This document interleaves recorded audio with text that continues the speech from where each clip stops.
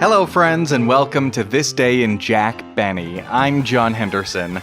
This episode is from November 11th, 1934. This is an early episode of Jack Benny. At this time, they were broadcasting from New York City.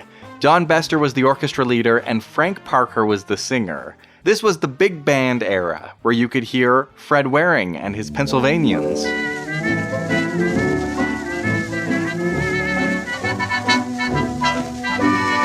Guy Lombardo and his Royal Canadians.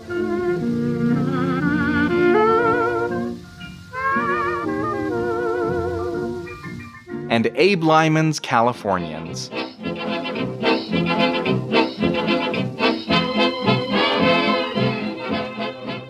One popular song at the time was Carioca.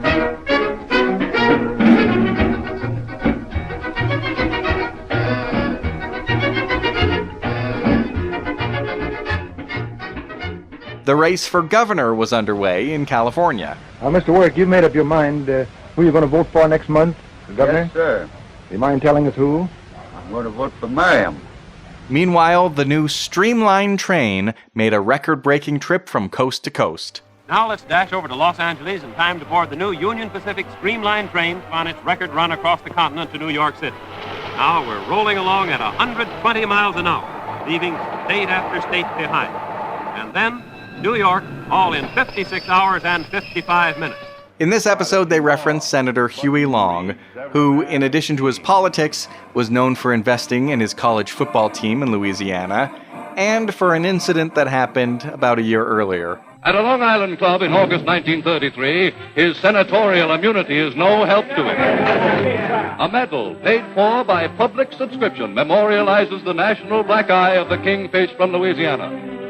Max Baer and Jack Dempsey were boxers. Here's Baer showing us his headpiece that protects him from injuries during training. They discussed the 16th century playwright William Shakespeare and the contemporary playwright George Bernard Shaw, who at that time had a long white beard. They mentioned one actor, John Barrymore, and a half a dozen actresses, Mirna Loy, Greta Garbo, Joan Crawford, Gloria Swanson, Kay Francis, and Miriam Hopkins. A little game which you play tonight and forget tomorrow. In the theaters at the time, you could see the latest in the Charlie Chan detective series, Charlie Chan in London. The British government, Mr. Chan, is therefore very deeply indebted to you. Much honored to be of humble service. Excuse. Observe, please. You certainly have sharp eyes, Mr. Chan.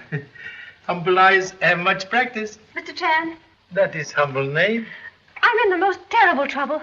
Excuse, please, but I must catch train. There's no one in London, no one in the world who can help me except you. World is large. A lowly Chinaman. Oh, you must help me. If you will honor other room with your presence. You talk, I listen. Considering the source material, it's no surprise that there's a number of stereotypes in this episode. But in 1935, before they would show your movie, you would see a newsreel. Hello, everyone. This is Edwin C. Hill speaking, Globetrotter for Hearst Metrotone News. A new era dawns in railroad history as the transcontinental streamlined... And a cartoon short, like Popeye the Sailor. Popeye, my house! Lou Holtz was a comedian who had written a Broadway musical called You Said It. A show that is going to drive you crazy, my friend. And the comedy team of the Marx Brothers, Groucho, Chico, Zeppo, and the mute one, Harpo.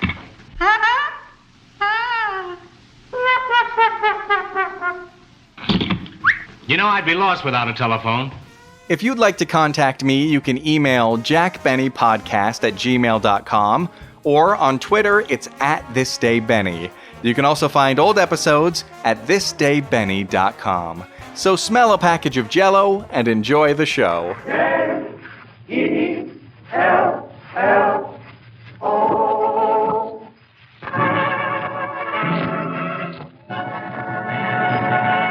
The Jell-O program starring Jack Benny with Don Bester and his orchestra. The orchestra opens the program with OK Toots from the picture Kid Million.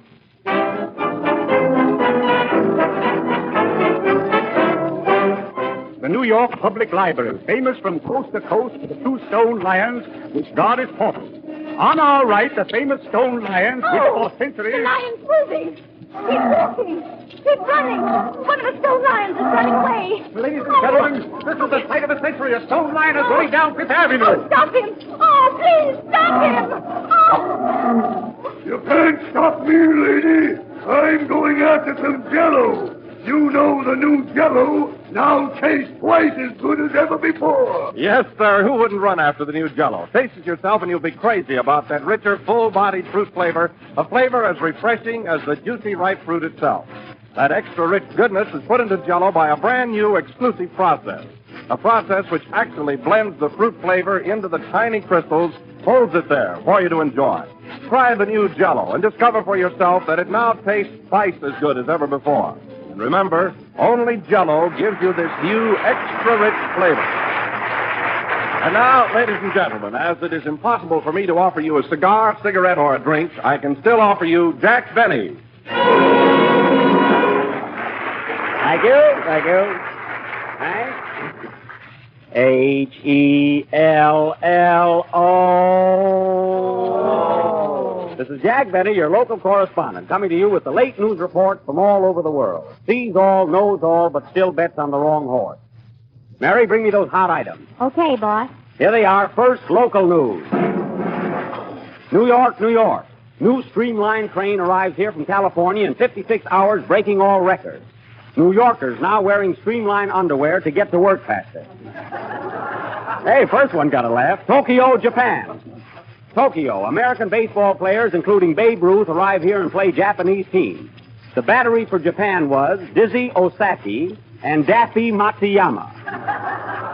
In left field was Hacky Wilson, and on second Saki was Frankie Frischi. All good Japs. In the opening game, Ruth made a homer, and Japs named a town after him. It is called Yokohama. Isn't that clever? New Orleans, Louisiana. Senator Huey Long organizes football teams.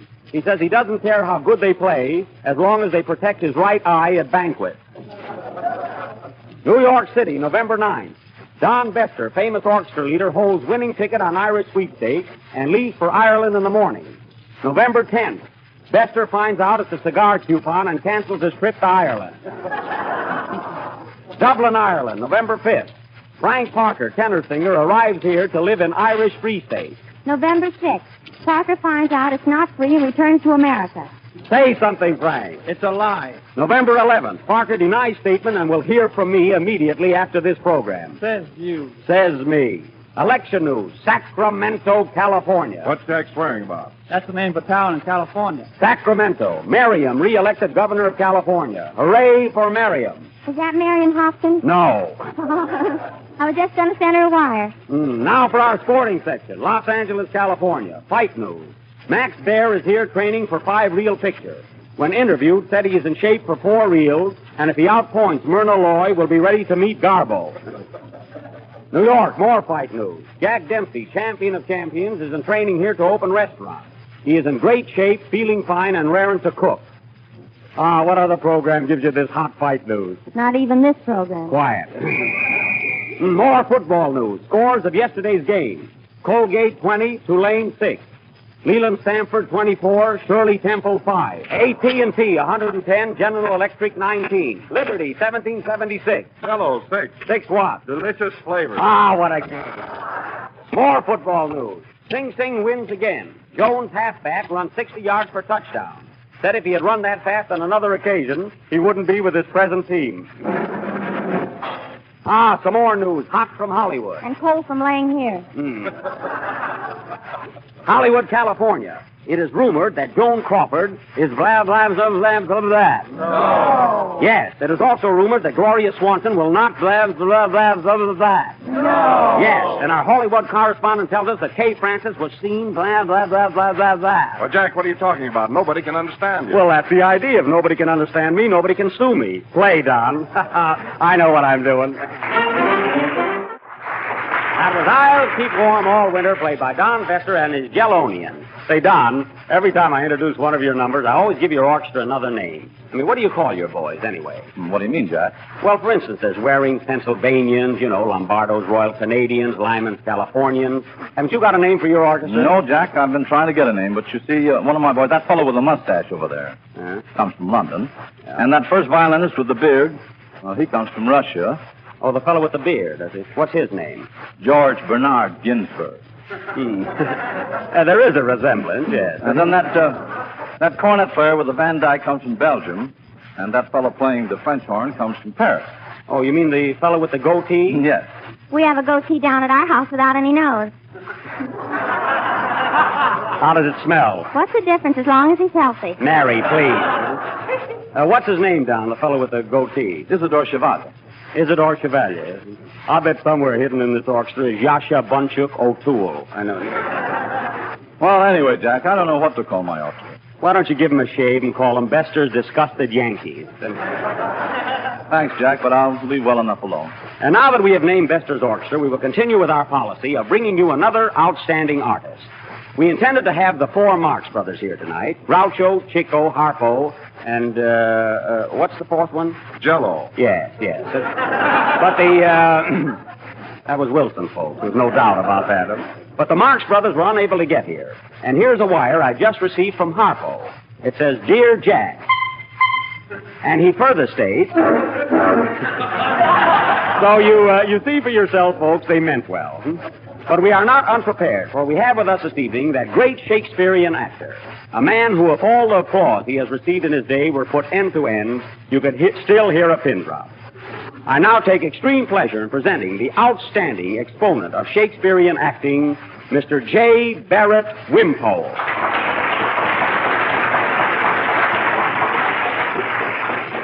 Say something, Mr. Wimpole. Say something? Of course I shall say something. Dost thou think I am an acrobat? I don't know, but we'll soon find out. Unlike thee, I am a tragedian, a student of Shakespeare, and a renowned thespian. Mary, what's a thespian? A fellow that rides a horse. Don't bother me. Oh. Now, tell me, Hamlet, what's the last thing you played in? 10 nights in a barroom. 10 nights in a barroom. That's a pretty long run these days. Do you know Shakespeare's Merry Wives of Windsor? I am an actor, not a gigolo. Oh, I'm sorry. Why, I've played in every Hamlet from Maine to California. I have played Richard III, Henry VIII, and Louis XIV. All one-night stands. Well, I was an actor, too. See, I played New Haven the 6th, Hartford the 7th, and Bridgeport the 8th. Isn't that good? I think you're the tragedian. Is that so? Listen. Thou kiddest me. Well, Jack, look how mangy his fur coat is. Mangy? When thou art as old as this coat, thou wilt also be mangy. Lay down, Macduff. Tell me, Macbeth, that coat that thou wearest, is it fur minketh? Nay, skunketh. Well, it looketh. Evidently thou art much in need of money. Yea, and verily. Hast thou any? Nay, and positively. Say, mister, what does yea and verily mean? What's the difference, as long as thou art healthy? That's your own joke. That one's joke. Well, Groucho, our time is limited. Would you mind giving us a sample of the procedure? Gladly. Oh, what is thy pleasure? Anything at all. Something in the manner of John Barrymore. Barrymore. Shades of Richard Mansfield, Joseph Jefferson, and... Popeye the Sailor. Yes. What has Barrymore got that I haven't got? A haircut. I got that one in. That's very good, too. Go ahead. I will play Montague in the scene from Romeo and Juliet. Romeo, Romeo, wherefore art thou, Romeo? Romeo, those are Juliet's lines. She said that. Pardon me, but I've been laying off so long I forgot who said it. Well, all right, then play the part of Romeo. I shall. Juliet, I am here beneath thy balcony. Dost thou not see me? Dost thou not see me? Plenty of dust to see you. Go ahead. Juliet, thou art more beautiful than ever. Do you hear me? Hey, Thine eyes are like candles. Thy nose is like Durante's. Thine ears are like tenors. And her teeth are like pearls. That about covers all of radio, I think, huh? You can go now. Well, I'll go, but I shall return. Mark me, and mark me well. I will. And now Frank Park, Anthony, our Shakespearean tenor, will sing Water Under the Bridge. Oh, wait a minute, Jack. Can I say just a word about Jell-O? Not right now, Don. Oh, I just want to mention the 6 delicious flavors. No, after Frank's song, not right now. Well, can't I just say that its fresh fruit flavor is twice as good as ever before? Be careful, Don. I'll have to mark you and mark you well. Sing, Frank. That was Frank Parker singing Water Under the Bridge. And now, ladies and gentlemen, for our feature attraction. Jack. What? Here's the first fan letter we've received on the Jell-O series. 5 weeks and fan mail already. Huh? Well, let's see. How are we doing? Open it, Mary. Huh? It's from Yokohama. Yokohama? Well, I didn't know our program reaches all the way out there.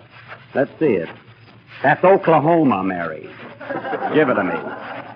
It's from a lady. She says, Dear Jack Benny and the 6 delicious flavors. She means raspberry, strawberry, cherry, orange... No, Don. She means Parker, Wilson, Bester, Livingston, and Benny.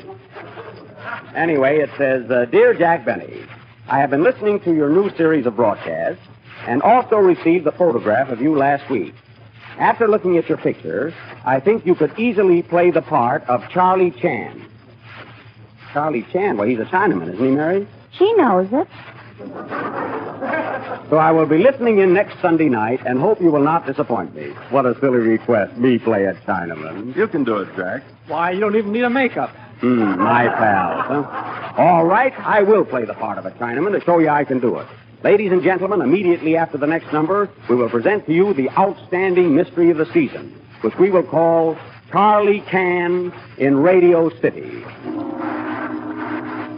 Play, Don.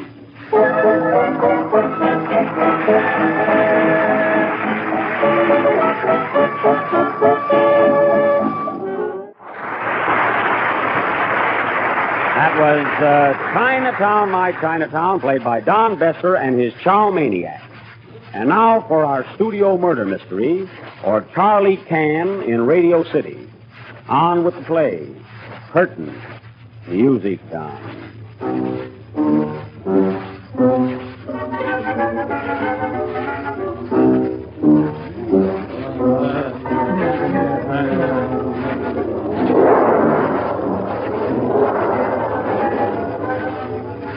Gee, how gloomy the studio looks tonight. I'm afraid something's going to happen. What strange characters in the studio. Isn't he the creeps?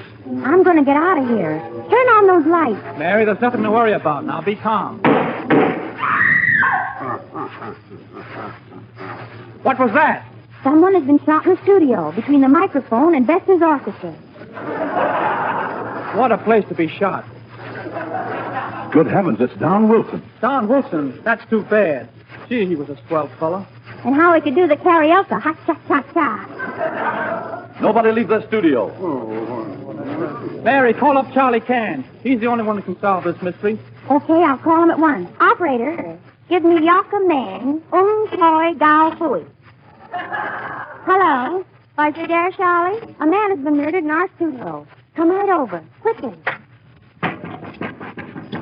He got here quick.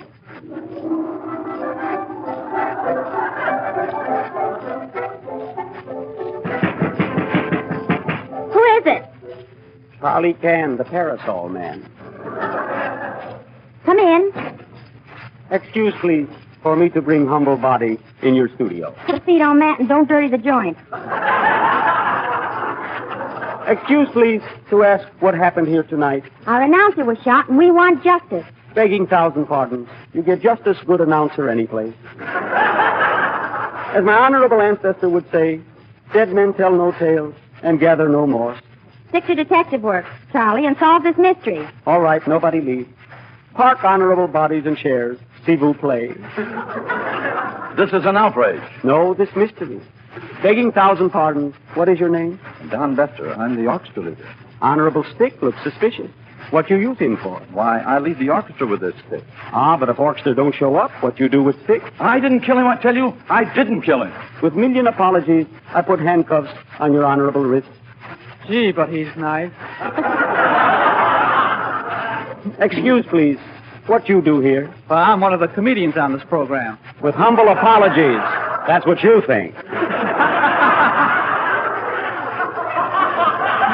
All right, then, all right. I'm one of the tenor singers on this program.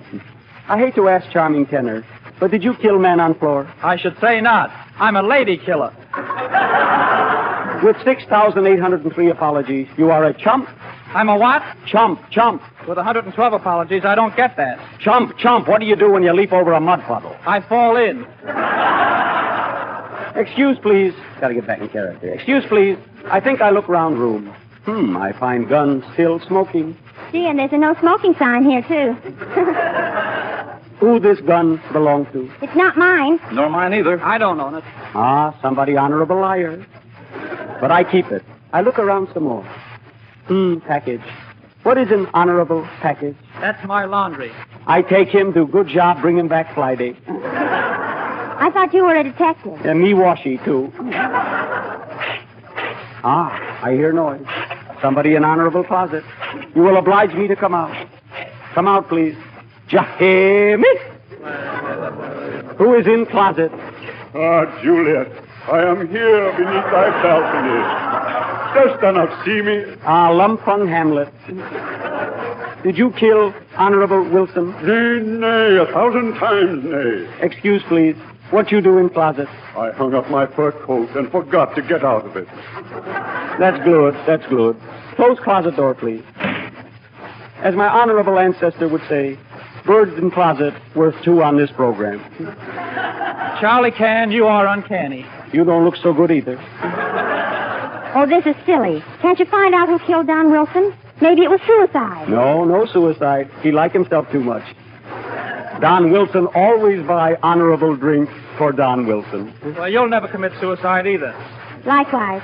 Now, honorable young lady, excuse, please, for two questions I would like and you for me to answer.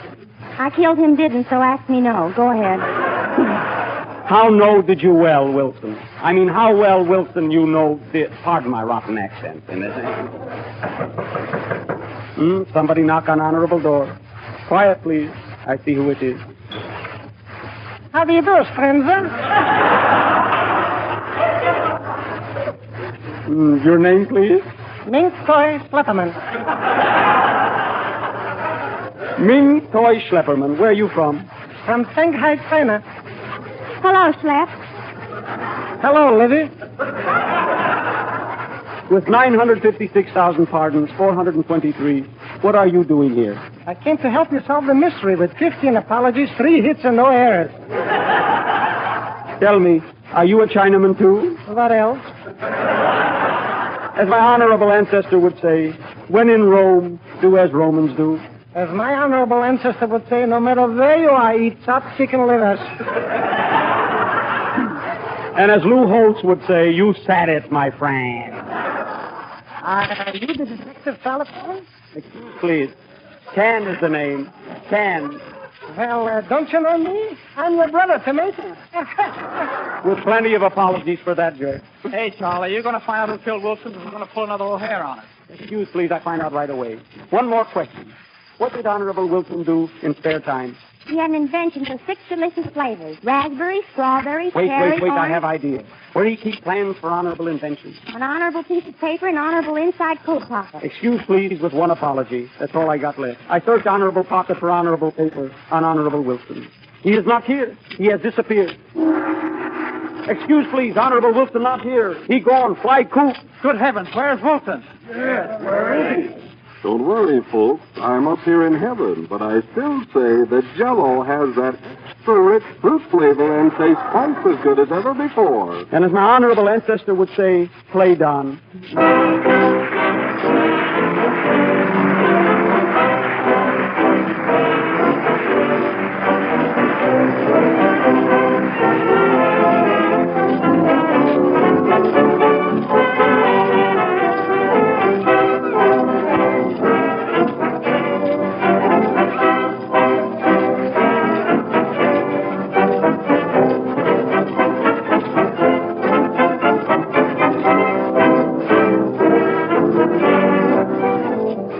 You know how delicious fresh raspberries or strawberries smell. You know the intriguing fragrance of rich, ripe cherries. You've enjoyed the tart tang of fresh lemons and limes and the juicy ripeness of golden oranges. Well, that's just what the new Jell-O brings you, a flavor as delicious, a fragrance as delightful as the fresh, ripe fruit itself. You sniff it the minute you open the package, and sniff it again when you dissolve those powdery crystals in warm water. And when you've chilled your Jell-O to beautiful, quivering firmness, when you've taken your first exciting taste, then you know that Jell-O tastes twice as good as ever before. It's extra rich, twice as delicious. But you'll find this new extra rich fruit flavor only in Jell-O. So look for the big red letters on the box and be sure you get the genuine Jell-O.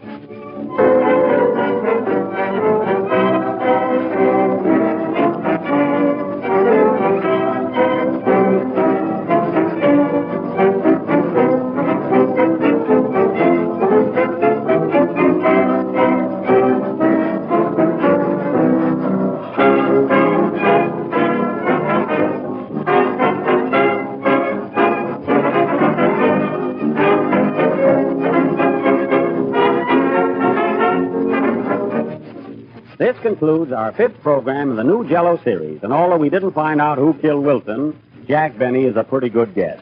However, Wilson will be back with us next week as he has more than one life to give to our product. Come on, Mary, let's go. Yes, Jack. And as my honorable ancestor would say, I'm hungry and I'd like a sandwich. As my answer would say, I'll see you later. Good night, folks.